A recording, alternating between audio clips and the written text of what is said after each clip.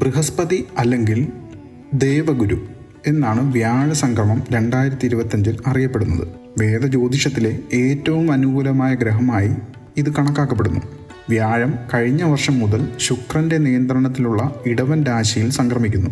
2025 May 15 പുലർച്ചെ 2:30 അത് ടോറസിൽ നിന്ന് പുറത്തു കടന്ന് ബുധൻ ഭരിക്കുന്ന മിഥുന രാശിയിൽ പ്രവേശിക്കും. ഏകദേശം 13 മാസക്കാലം ഒരു രാശിയിൽ സഞ്ചരിക്കുന്നതിനാൽ ശനി കഴിഞ്ഞാൽ ഏറ്റവും പതുക്കെ സഞ്ചരിക്കുന്ന രണ്ടാമത്തെ ഗ്രഹമാണ് വ്യാഴം. ദേവന്മാരുടെ വ്യാഴമെന്നും വ്യാഴം അറിയപ്പെടുന്നു. ഈ ഗ്രഹങ്ങൾ സ്വാഭാവികമായും ശുഭസൂചകങ്ങളാണ്.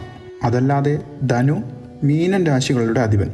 അവർ കർക്കിടകത്തിൽ ഉച്ചസ്ഥിരവും മകൻ രാശിയിൽ ഏറ്റവും താഴ്ന്നതുമാണ്. കുട്ടികൾ, സന്തോഷം, വീട്, സമ്പത്ത്, സമൃദ്ധി, സന്തോഷകരമായ ദാമ്പത്യം, സാമൂഹിക ബഹുമാനം എന്നിവ ഉൾപ്പെടെ ജീവിതത്തിലെ എല്ലാ ലക്ഷ്യങ്ങളും നേടാൻ അനുകൂലമായ വ്യാഴം ഒരു വ്യക്തിയെ സഹായിക്കുന്നു.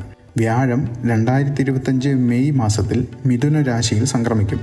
വ്യാഴം മിഥുനം സംക്രമിക്കുമ്പോൾ അത് 2025 ജൂൺ 9 വൈകുന്നേരം 4:12 അതിൻ്റെ ജ്വലനാവസ്ഥയിൽ പ്രവേശിക്കും. ഇത് വ്യാഴ നക്ഷത്ര ജ്വലനം എന്നും അറിയപ്പെടുന്നു. വ്യാഴം മിഥുന രാശിക്കാർക്ക് പ്രത്യേകിച്ച് സ്വാധീനമുള്ള ഒരു ഗ്രഹമായി മാറും. തുടർന്ന് അത് തുലാം, ധനു, കുംഭം എന്നിവയിലേക്ക് നോട്ടം വീശും. ഇത് രാശി ചിഹ്നങ്ങളുടെ ജീവിതത്തിൽ മാത്രമല്ല ആളുകളുടെ ജീവിതത്തിലും നല്ല സ്വാധീനം ചെലുത്തുന്നുണ്ട്. മറ്റു രാശി ചിഹ്നങ്ങളിൽ നിന്ന് പലതരത്തിലുള്ള ശുഭപ്രതീക്ഷകളുമുണ്ട്. വ്യക്തിയുടെ ജീവിതത്തിൽ ഭാഗ്യം കൊണ്ടുവരുന്ന ഒരു ശുഭഗ്രഹമാണ് വ്യാഴം. നിങ്ങളുടെ രാശി അടിസ്ഥാനമാക്കി വ്യാഴ സംക്രമണം 2025 നിങ്ങളുടെ ജീവിതത്തിൽ ചെലുത്തുന്ന സ്വാധീനത്തെക്കുറിച്ചും നിങ്ങളുടെ ജീവിതത്തിൻ്റെ ഏത് പ്രത്യേക മേഖലകളെ ബാധിക്കുമെന്നും നിങ്ങളുടെ നല്ലതും ചീത്തയുമായ സമയങ്ങൾ അനുഭവപ്പെടുന്നതിനെക്കുറിച്ചും പഠിക്കാം. കൂടാതെ വ്യാഴത്തിൻ്റെ പ്രീതി നേടുന്നതിന് ഈ വർഷം നിങ്ങൾ എന്ത് നടപടികളാണ് സ്വീകരിക്കേണ്ടതെന്ന് മനസ്സിലാക്കാം. മേടം രാശിഫലം. യഥാക്രമം 9, 12 ഭാവങ്ങളിൽ അധിനിവേശം നടത്തുന്ന ഏരീസ് രാശിയിലെ ഭാഗ്യത്തിൻ്റെ അധിപനാണ് വ്യാഴം. മിഥുനൻ രാശിയിലെ വ്യാഴത്തിൻ്റെ സംക്രമണം അത് നിങ്ങളുടെ രാശിയുടെ 3-ാം ഭാവത്തിലേക്ക് പ്രവേശിക്കും. വ്യാഴത്തിൻ്റെ സംക്രമണത്തിൻ്റെ സ്വാധീനം നിമിത്തം നിങ്ങളുടെ അലസത വർദ്ധിക്കും. ഇത് നിങ്ങളുടെ ജോലി മാറ്റിവെക്കാൻ ഇടയാക്കും. തൽഫലമായി ജോലിസ്ഥലത്തും ജീവിതത്തിൻ്റെ മറ്റു വശങ്ങളിലും നിങ്ങൾക്ക് തടസ്സങ്ങൾ നേരിടേണ്ടി വരും.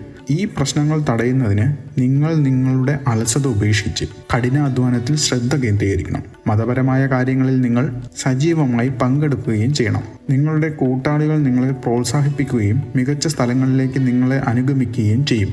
നിങ്ങളുടെ സഹോദരന്മാരുമായുള്ള നിങ്ങളുടെ ബന്ധം കൂടുതൽ ശക്തമാകും. ഇത് നിങ്ങളെ സന്തോഷിപ്പിക്കും. ബിസിനസ്സിൽ പുരോഗതിക്ക് അവസരമുണ്ടാകും. 7, 9, 11 ഭാവങ്ങളിലെ വ്യാഴത്തിൻ്റെ ഭാവം ബിസിനസ് വികസനം, വൈവാഹിക സ്നേഹം വർദ്ധിക്കൽ, പരസ്പര ബന്ധത്തിലെ പ്രശ്നങ്ങൾ പരിഹരിക്കൽ, ബിസിനസ് വിപുലീകരണം, വരുമാനത്തിൽ കൃത്യമായ നേട്ടത്തിനുള്ള സാധ്യത എന്നിവയ്ക്കും കാരണമാകും. സാമൂഹിക വലയം വളരും. സമൂഹത്തിൽ നിങ്ങളുടെ ബഹുമാനവും വർദ്ധിക്കും. നിങ്ങളുടെ പിതാവുമായുള്ള ബന്ധം സുഖകരമായിരിക്കും. ഒക്ടോബർ 19 വ്യാഴം കർക്കിടക രാശിയിൽ നിൽക്കുമ്പോൾ കുടുംബത്തിൽ സന്തോഷമുണ്ടാകും.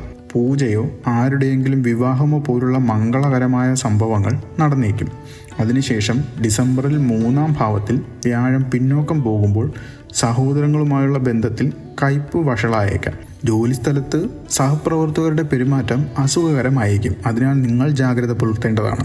പ്രതിവിധിയായി കാണുന്നത് വ്യാഴാഴ്ച നിങ്ങളുടെ ചൂണ്ടുവിരൽ സ്വർണ്ണ മോതിരത്തിൽ സ്ഥാപിച്ചിരിക്കുന്ന ഉയർന്ന ഗുണമേന്മയുള്ള സ്വർണ്ണരത്നം ധരിക്കുക.